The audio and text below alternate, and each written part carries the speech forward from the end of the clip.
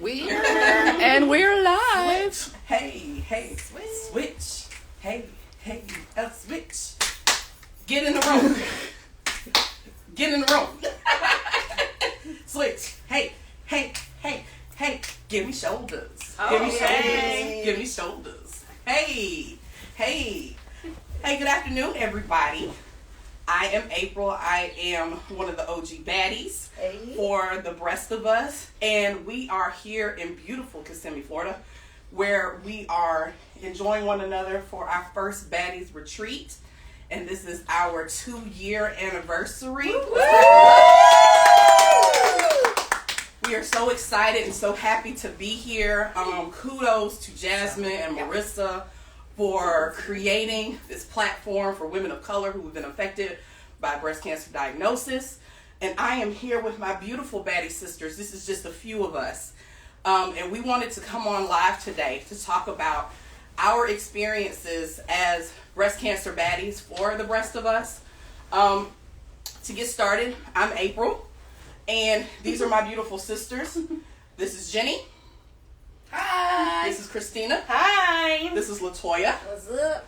This is Tova. Hey, girl. And this is Trelisa. Hello. So each of us are going to have an opportunity to kind of talk and share with you about our experiences as a breast cancer baddie and kind of tell you about our story and what we want, what we are going to do as advocates for women of color in the breast cancer community.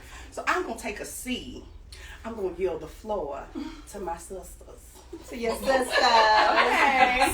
Now here we go. Hello, everybody. I'm Terlisa Shepherd. I am a 22-year breast cancer survivor.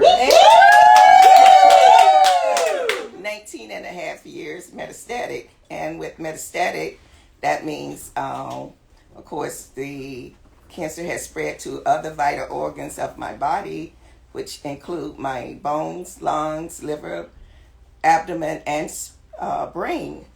And with that, I will be on continuous treatments for the rest of my life. I actually just had treatments on yesterday. And being a part of this for the Breast of Us has been so amazing. I'm a new breast cancer Baddie Ambassador, and I love it. We love my baby sister. And we love you too. All right. Hi, I'm Tova. I am a new breast cancer Baddie Ambassador for the Breast of Us. I was diagnosed in December 2019 with triple negative breast cancer stage 3. Since then, I've undergone 5 months of chemo, a clinical trial, in addition to a deep flap mastectomy. I ain't gonna show you all my girls, but they look good. Yeah, they do. And when I was going through the first part of my journey, I didn't have this community. I didn't know that this existed. And when I did research and look for information to support me through my journey, what I found were statistics that, Black women are, this amount of women, or 70% of women are overcome by triple negative breast cancer. I didn't have hope. I didn't have people living and thriving and gathering and fellowshipping and supporting. And so I said, all right, well, I'm going to try to be the light for someone else. So I started an organization called Pretty Sick and started blogging my experience very transparently, very authentically at www.prettysick.com. where I wanted to be a voice and a light, and also to help others find their voices. And there I had the opportunity to share those very vivid photos. This is what it's going to look like, during your recovery from surgery. Because often what I find is, what I see is images of women that don't look like me, but I also see the before and the after. Nothing during the transition to let me know that it's okay for it to be a little bump or a stitch that comes apart right here. It's okay for it to be blue here for a minute, and that's what I wanted to be able to offer that to the community so that they can see that my brown skin, it's normal for my brown skin to look like that. I can't tell what mine's supposed to look like when I look at these photos of women that don't look like me. So I'm here at the first ever retreat. And I have so many besties right now. And I'm just happy to be here and support. And We're passing the baton. Pass the mic. Pass the mic. Hello, everybody. My name is Latoya Williams. I'm the free-spirited baddie with the first inaugural class with For the Breast of Us. I'm so excited to be here. This is like my first time ever being on live, so if I get a little shy, bear with me. I was diagnosed October 9th, 2007 with stage 3 HER2 positive. I am almost a 14-year breast cancer survivor. And I'm so glad to be a part of this community as an ambassador because in 2007, I did not have a platform like this to choose from. Social media was not where it is today. So I say better late than never. Why not join now and share some of the experiences that I've been through that were actually horrific. And it actually molded my journey as a breast cancer survivor is where I started, but now I graduated to a thriver. Hey. And I was pissed off in the beginning, and here's why. Because of the zip code I lived in. It almost killed me to walk into any building that said hospital. And now I'm a trained health equity champion with the American Cancer Society as just something extra that I do. But I am also the senior manager for strategic partnerships, cancer control, where now I have the opportunity to do what I love, where I mix mission, passion, and now have God liberating my mind to go in there and work with these providers and be able to be the voice of people of color and why we need health equity. It's so important. You can't treat us the same way that you treat our counterparts because our survival rates obviously are different. The statistics prove it. So, now we need more advocates like what we're doing here at For the Breast of Us. So we appreciate you so much for tuning in, for supporting us. And if there's anything that you need from us, we are happy to share our stories, connect you, provide research for you. We basically do it all. So, yes. And this was her first time on live. Yeah, right. I'm also a public best. speaker and a cause model, so I'm just shy for social media. Love you. I have to follow that. Hi, I'm Christina, and I am a new Baddie Ambassador this year.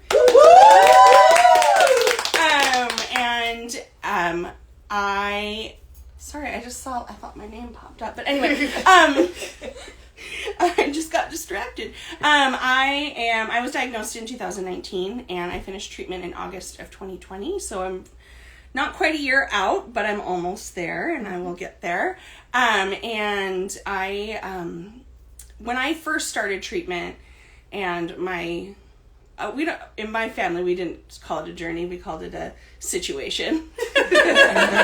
In my situation, I also really struggled to find a place where I felt like I could be heard, where I could see people like me, both being Latina and plus size. It was just really hard to find that place for me, and I also have a flat closure. So there's all of these pieces, and I, as I was looking for other people, I found some of the Baddie Ambassadors, and started just following social media and getting involved in small ways, and this year decided to just apply for the ambassador program. So I'm really grateful to be here, to be helping others. I like many of the other women shared my story, on my own Instagram because I wanted to be that light and be that story that maybe somebody else would say, that's like me.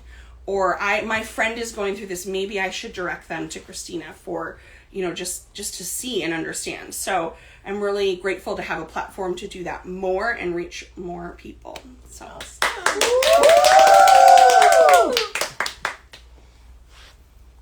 that good? Yeah, that's good. Hi, y'all. I'm Ginny, and this is my second year being a Baddie Ambassador, so I was part of the inaugural class. Yeah, and I decided to continue into this year because I enjoyed it so much, because I've learned so much, because I've gotten such wonderful friendships through it, as well as wonderful opportunities through it. But backing up, a little bit about me. So my name's Ginny. I was diagnosed with stage 1 IDC in April 2019, and so I finished treatment in January 2020. I ran the whole gamut, double mastectomy, chemo, radiation, all that good stuff. I came out of treatment and then the pandemic hit. So survivorship, I think, for people in that situation has been even trickier and even harder because it's been very isolating. So one of the wonderful things about this group is to help you get out of that isolation. Granted, a lot of things are going to be virtual, but I don't know about anyone else, but I feel like some of my best friends are on the internet. And one of the amazing things about being on this retreat is that I forgot that I haven't actually met a lot of these women in real life, because we've gotten to know each other and have been so supportive of each other through our advocacy together, as well as other women that have reached out to me that I am now good friends with, that I've met through my advocacy as well. And it's amazing to me. We've never met in real life, and now we have. Yes. Which is just awesome. And what else do I want to say? What For the Rest of Us has meant for me is a lot about community. Meeting other women that look like me as well as that don't look like me has been important as well.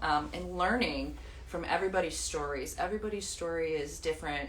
Everybody has a different way that they've gone about things and different things that they've learned. And I've just been feeling like a sponge, trying to absorb that.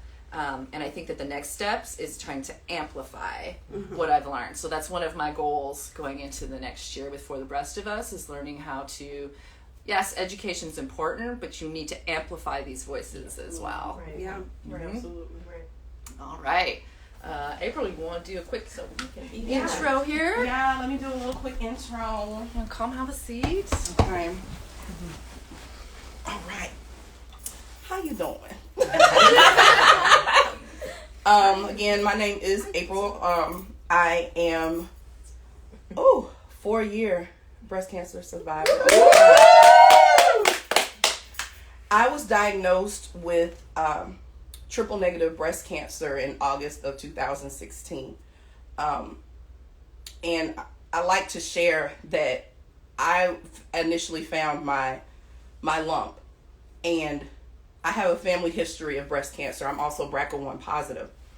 So when I received my when I was in excruciating pain when I found a lump, the first thing I did was, I'm stressed, I'm tired, I probably just need to rest. I'm getting older. At the time I was 35. I might be experiencing some kind of funky change with my cycle. So I kind of ignored it for a couple months. And then it wasn't until I was in excruciating pain that I knew something wasn't right.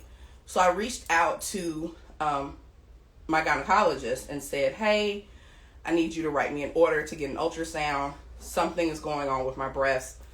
And she said, no, I just need you to come in, let me examine you. So I did. I went in, and as she was examining me, she couldn't feel it. And she was like, I don't feel anything. So I actually had to take her hand and put it on the spot where I was feeling the pain as well as the knot. And she said to me, I don't think it's anything. I think it's just a cyst. And I said to her, you can't say that. With my family history, you can't tell me that it's just a cyst. We need to investigate this. And she said, well, you're too young. In my professional opinion, I don't think it's anything. And if I had been a person that was not confident enough to say to a doctor, I know my body. We know our bodies. I trust my doctors. Yeah. Yep. But I know when something isn't right in my body. And I politely said to her, I respect your professional opinion, but I'm not leaving here without an order for an ultrasound. I later was diagnosed with breast cancer. So I shared this with you so that you be courageous enough to advocate for yourself. Don't put all of your trust, I'm not saying don't trust your doctors. Do trust doctors, because they are the professionals who are trained to treat us. But your instinct always tells you that something is going on, something's not right. Trust that instinct and keep pushing until you can get an answer for what's happening within you. So back to, why am I here? Why am I a part of For the Rest of Us? So when I was diagnosed, I did mention that I come from a family with a BRCA1 history. So I have women in my family who have been diagnosed and who are survivors of breast cancer. However, I was the first person under the age of 40 with no children to be diagnosed with breast cancer. So I wanted somebody who looked like me, who could talk to me about what I was experiencing. And as many of my sisters have shared with you, we went to social media and we didn't find anyone. I'm sorry, y'all, I'm sweating. It's a hot flash. I had a piece of a cookie. It was great. We've all been there. Yeah. We really have. Yeah. So I couldn't find anybody. So I went to Instagram and I met this beautiful woman by the name of Ebony Price, who had just been was coming through her diagnosis with breast cancer. And she helped me my first year through every phase of my treatment, through my chemotherapy to my double mastectomy. She walked me through that whole journey.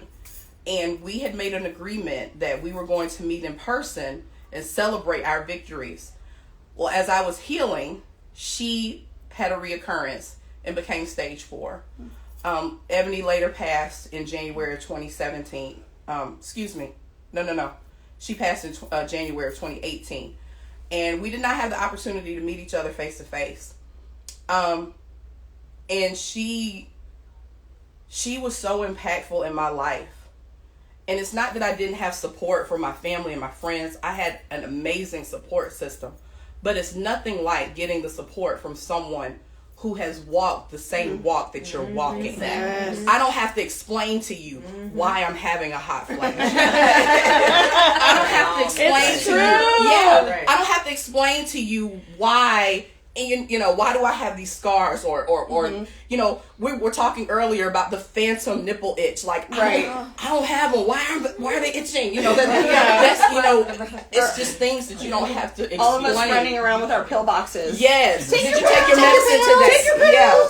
So being a part of this community has really changed my life. And I made a promise that when I was able to, I was going to be for someone who Ebony was to me. One of the things that she did, she mailed me this necklace that says Survivor, and she had the exact same necklace that was gifted to her from her husband. So anytime I'm doing advocacy work, I bring a piece of her with me because she is my story. And I want to make sure for years and years to come that people know who she is. She was the first person to show me through social media platform, this is what breast cancer looks for women of color. So that's why I'm here. And we don't have enough conversations about our health concerns as women of color because it comes from a place of shame. I'm not ashamed to be a breast cancer survivor. I'm not ashamed of my scars. I'm not ashamed of the things I've been through because it speaks to who I am. And the more that we talk about these, have these conversations, the more we encourage other women to have the conversations, not only with themselves, but with their family and with the generations to come. And that's how the healing begins. Because we have to start within our own home and branch out so that way we can have more exposure. When we have more exposure, that means more research. So we can figure out, why is it that young women of color are being diagnosed with triple negative breast cancer and the disparity of why are so many of us not surviving? Exactly. Why are we having reoccurrences within the 5-year window? So what you may not know is that although I was deemed cancer free after having gone through chemotherapy and having my breasts removed and finding no evidence of disease, for 5 years, I still have to go for either taking a pill, getting screenings, blood work. It's constant. This is the rest of your life. Surveillance does not stop. It doesn't stop. Yeah. You're always going to, it's just a part of your life. And that's another conversation that people don't understand. Like, well, why are you going to the doctor? You look fine. Come on. Let's not talk about that. There's so many other things that go on. Sleeping. I think all of us in this room can talk about sleeping has been an issue at one point in time, if not still, because of this diagnosis. Oh, is there a pill for that? There might be a pill. It needs to be. But then you got to take another pill to deal with the side effects. Right. Of the pill. Right. You got me thinking about something, but go ahead. Let's have the conversation. Let's Go go. ahead. Let's Yeah, go. let's just have the conversation. That just, it got me thinking about the differences between diagnoses as well, because you're saying, because you're triple negative, right? And so I'm estrogen receptor positive, and so people think that I'm done with treatment, but technically I'm not. I go in once a month to get a shot to put me into menopause, and then I take a pill that suppresses my hormones to help prevent recurrence. Lupron? I get Lupron once a month. Yep. And letrozole? Not letrozole. Arimidex. Okay. Arimidex. Yeah. I too was on letrozole. Well, I'm on letrozole, and I did get the Lupron shots. Oh, you did? Okay. Yeah, because I also had to have a hysterectomy. Okay. So I'll come back to that later. Yeah. Well, that's probably because you're a BRCA. Yes. Gene. Yeah. So there's just like a lot involved that's like nobody really talks about the after, right? Exactly. Like I found that once active treatment was over, I was so like overwhelmed, and I don't even know what the right word is for it, but like that, and I'm still not quite a year after, but like this year after has had so many ups and downs, figuring out like why does it suddenly hurt to like go up and down stairs? Like, am I like, what's going on? And then realizing that like, oh, it's probably from a side effect from the medication, or the night sweats and the hot flashes and the all these things. I have carpal tunnel from a medication. Like all of these things just pile on, and nobody really talks about, or at least in my experience, nobody talked about that year after. And not only was I going through like a huge like mental and emotional, I had, I was in therapy, and I was trying to figure out like how to grapple with my life and all the changes that happened without, in my opinion, without my consent, right? Like this happened to me, but like, I had to figure it out, but I had to deal with all those changes and quick decisions that I had to make. And, within days I'm deciding, am I freezing my eggs? Am I doing this? Am I doing that? Am I getting the double mastectomy? It was so much at the time that it really took me being out of active treatment to finally sit with it, like really sit with it. And I don't think anybody really talks about that. And I never found, I had a great therapist, but I was unable to find one that actually specialized in cancer. So anyway, that just you talking about the different, things that happen after really got me thinking about how important that is to talk about. So survivorship, definitely. Yeah. And I think like in survivorship, I think it's important for people to understand that just like your treatment and your diagnosis might not have been the same as someone else's, your survivorship is not going to be the same as someone else's as well. So for a bit, not for so long, but for a bit, I struggled with, connecting and being okay with, that's not my journey. I'm not having those kind of issues. I'm not having this kind of issues, because a lot of times what I found outside of this amazing group, and one of the reasons why I didn't stick around for a lot of the breast cancer support groups in the past, was that I felt like their vision, view, perception, experience was imposed on me. Like, this is how you should be angry. You should be upset. You should be this. And I say, if that's not me, then, and that's not how I get through my challenges and my journeys, then you shouldn't try to make me wear fuck cancer, or sorry, I don't know if I can say that on live. F cancer t-shirts. Too late. Right? F cancer t-shirts, because maybe that's not you. And it's okay for that not to be you. Absolutely.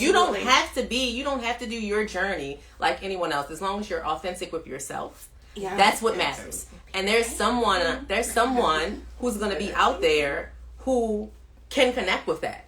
Yeah. And so I think that you need to, the most important part about going through your journey is staying true to yourself through it, right? There's lots of different support organizations like For the Rest of Us and others, but it's a fine line trying to get through your journey and take on the imagery of someone else, or take on the, the personalities of someone else. Try to stay true to yourself as you're going through it. And I found that was most helpful for me. I got a lot of feedback. One of how I honestly connected with Marissa, one of the founders of For the Rest of Us, is I sent her a text message because I was going through my retreat out after my journey before I went back and transitioned into work. So I was in Cabo for a few weeks, and I thought I looked cute. I had on a little orange bikini, and somebody took the time to send me a DM that says, you're being insensitive because there are people that are still going through your journey, and you're posting this and you're posting that. And I'm like, okay, somebody gets diagnosed with breast cancer every day. Am I not supposed to live and smile? Because and Marissa basically sent me a text message like, sis, respectfully, F them. Right? And so if that's your thing, if you are sunshiny, bright, and I'm gonna go dance on rainbows as you're going through it, do you? Yes. You be a rainbow dancer.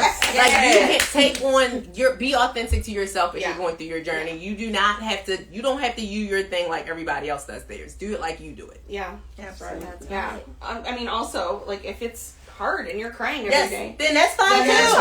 That's fine for me. I'm a bright person, and so like I smiled a lot through the whole thing. Right. I have a dear friend who she's crying a lot. Yes, that's okay. and that's okay. And when she cries, I say it's okay to cry. It's totally okay. But it's everybody. I love that you said that, because every journey, every survivorship is it's personal. Yes, it's personal. Yeah.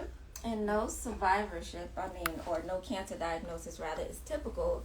And the one thing that I learned just listening to other people's stories is how crazy their journey is in comparison to mine. And I guess I'm fortunate if I had to choose a type of cancer to get. I got the good kind, the HER2 positive, because I have been off treatment and radiation since 2008. And knock on wood, I have not had any bouts with cancer. But my first exposure to cancer was actually when I was 13.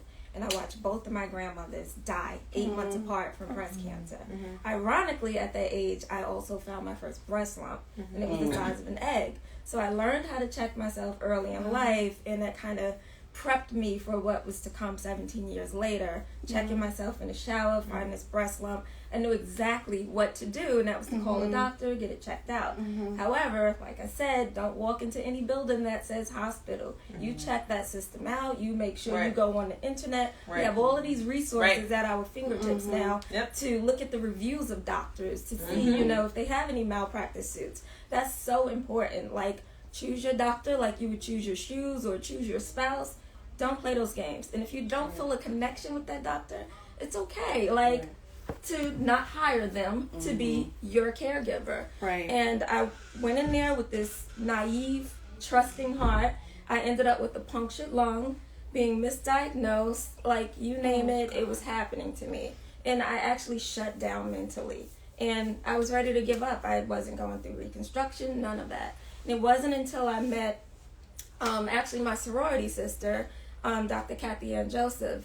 She's one of the best breast surgeons in the nation. She actually restored my faith into the health system and taught me the ins and outs and what to look for. And I'm using that information to share with others, to train them. When you get diagnosed, here's diagnosis 101. These are the types of questions you should be asking. If they tell you this and you're not sure, you can call this number 24/7 and ask for help.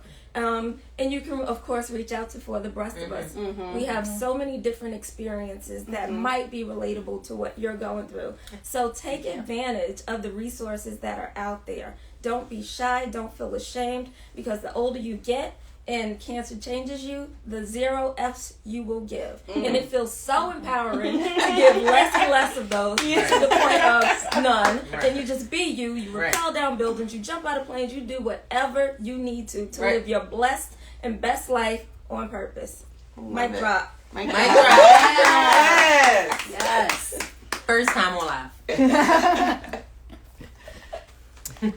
So I want to say thank you to everybody that joined us. I know this was kind of a short live. We're all here in Orlando doing some strategic planning and some bonding for the next year. We got some great ideas. I'm really excited for what we have in the works. I'd also really like to thank our sponsors for this weekend retreat. Those include Breast Implants by Mentor, Anna Ono, gotta love Anna Ono, Living Breast Cancer, Nuric Natural Essentials, Natural Breast Reconstruction, and Aubrey Buck. So thank you so much for providing us the opportunity to be able to all get together and better serve our community. And for anybody that follows me, you know that I'm a big music and dance lover. So we're gonna end this live here with a little dance out. All right. So are we out there? You guys doing this? I didn't know this was on the script.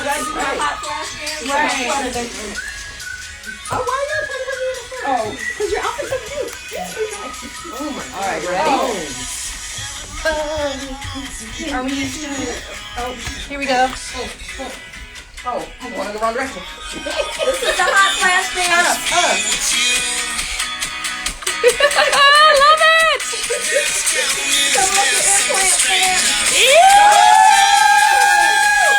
Oh, your D slap.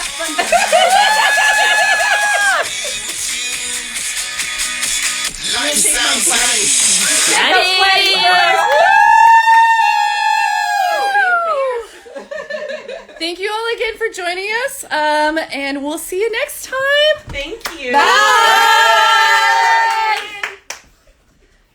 Okay, I don't know how to end it and save it, so you do it real fast.